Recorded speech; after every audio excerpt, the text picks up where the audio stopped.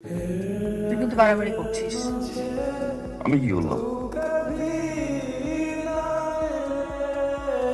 আমার এখানে আসার কোনো ইচ্ছে ছিল না। তোদের কাছে আমি কখনোই কিছু চাই নাই।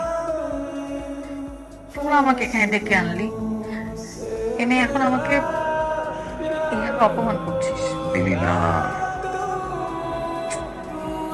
চাচা একটু এমনই, কি বলে ওনার সেলস থাকে না, ভেরি ব্যাড। আচ্ছা বাদ দেন, শোন, টাকা আমার দিকে তা-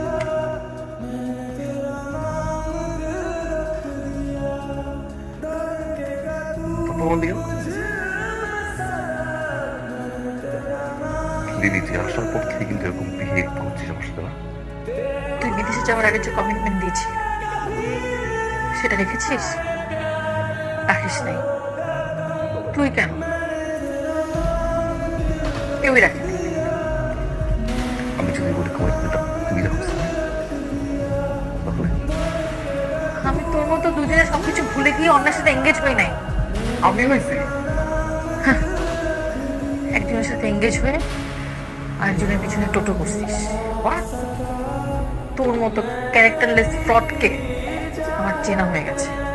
আবার কেন হাসিস? হুম? আবার আমাকে ধোকা দিবি তাই না? তোকে আমার চেনা হয়ে গেছে। দিদি, আমি কোথায় ধোকা দিচ্ছি বল না একবার।